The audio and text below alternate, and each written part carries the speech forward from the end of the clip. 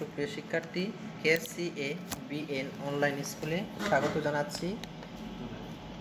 আমি সুমন দেবনাথ, সহকারী শিক্ষক, কলিল চৌধুরী আদর্শ বিদ্যানিকেতন, বিয়ানীবাজার, সিলেট।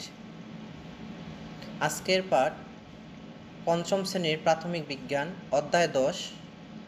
অধ্যায়ের নাম হচ্ছে আমাদের জীবনের তথ্য। আমাদের জীবনে তথ্যের অনেক গুরুত্ব রয়েছে।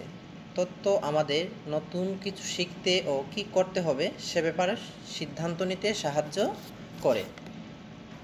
আজকে আমরা পড়ব প্রযুক্তি ব্যবহার করে আমরা কিভাবে তথ্য সংগ্রহ, তথ্য সংরক্ষণ ও তথ্য বিনিময় করতে পারি। প্রতিদিন আমরা নতুন তথ্য পাই। এই তথ্য প্রতিনিয়তই বাড়ছে, কিন্তু তথ্য সঠিক, আবার কিছু তথ্য সঠিক নয়। তথ্য খুঁজে পেতে, বুঝতে, মূল্যায়ন ও ব্যবহার করতে আমাদের যথাযথ দক্ষতা অর্জন করতে হবে। পাঠের শুরুতেই আমরা জেনে নেই আমরা কিভাবে তথ্য সংগ্রহ করতে পারি। আমরা বই, খবরের কাগজ, টেলিভিশন ও রেডিওর মাধ্যমে তথ্য সংগ্রহ করতে পারি। তবে তথ্য সংগ্রহের অনেক সহজ ও আধুনিক মাধ্যম হলো ইন্টারনেট। ইন্টারনেটের মাধ্যমে আমরা খুব সহজেই বিভিন্ন ধরনের তথ্য সংগ্রহ করতে পারি। ইন্টারনেটের মাধ্যমে কিভাবে তথ্য সংগ্রহ করতে পারি তা জানার আগে চলো জেনে নেই ইন্টারনেট কি। ইন্টারনেট হলো ইন্টারকানেক্ট নেটওয়ার্ক এর সংক্ষিপ্ত রূপ। ইন্টারকানেক্ট এর অর্থ পরস্পরের সাথে সংযুক্ত থাকা, আর নেটওয়ার্কের অর্থ জালের মতো গঠিত বা বিস্তৃত জিনিস। তাহলে ইন্টারনেট কি? ইন্টারনেট হচ্ছে পৃথিবীর বিভিন্ন প্রান্তের কম্পিউটারগুলোকে সংযুক্তকারী বিশাল নেটওয়ার্ক। ইন্টারনেট ব্যবহার করে কম্পিউটার বা মোবাইল ফোনের মাধ্যমে আমরা আমাদের প্রয়োজনীয় তথ্য সহজেই পেতে পারি। তবে ইন্টারনেট থেকে তথ্য সংগ্রহ করতে আমাদের কিছু ধাপ অনুসরণ করতে হয়। চলো জেনে নেই ধাপগুলো কি। 1. সার্চ ইঞ্জিন, যেমন গুগল, ইয়াহু, পিপিলিকা ইত্যাদি ব্যবহার করি। ধাপ 2. যে বিষয়ে তথ্যটি অনুসন্ধান করব সে বিষয় সম্পর্কিত মূল শব্দটি সার্চ বারে লিখে সার্চ লেখাটিতে ক্লিক করব অথবা এন্টার কিতে চাপ দেব। ধাপ 3. সার্চ ইঞ্জিনে ওয়েবসাইটের যে তালিকাটি এসেছে সেখান থেকে এই ওয়েবসাইট বেছে নিয়ে প্রয়োজনীয় তথ্যটি সংগ্রহ করব। ধাপ 4.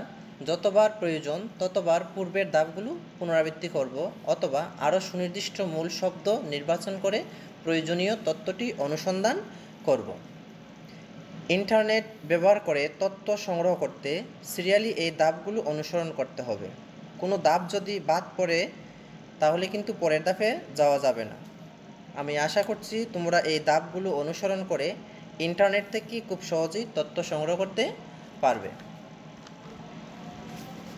তথ্য সংগ্রহের পর অবশ্যই তা সংরক্ষণ করতে হবে যাতে প্রয়োজনের সময় ব্যবহার করা যায়।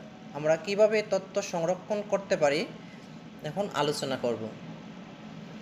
আমরা খাতায় বা কাগজে লিখে তথ্য সংরক্ষণ করতে পারি। ক্যামেরায় ছবি তুলে বা ভিডিও রেকর্ড করে তথ্য সংরক্ষণ করতে পারি।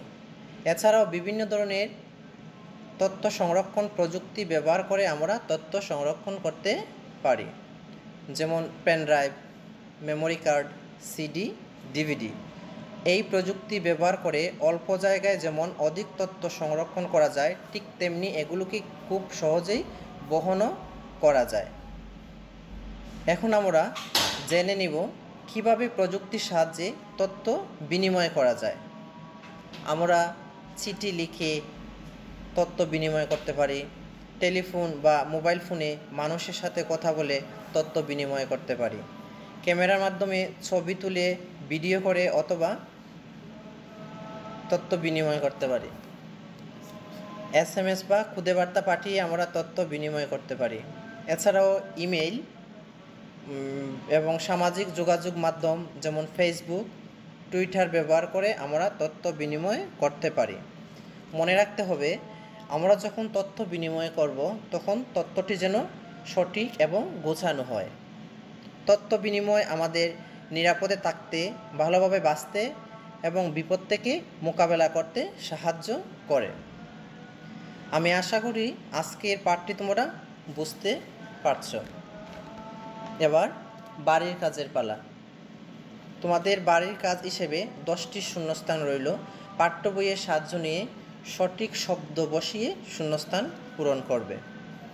প্রিয় শিক্ষার্থীরা, আমরা আমাদের ক্লাসের শেষ পর্যায়ে চলে এসেছি। এতক্ষণ আমার সাথে থাকার জন্য ধন্যবাদ।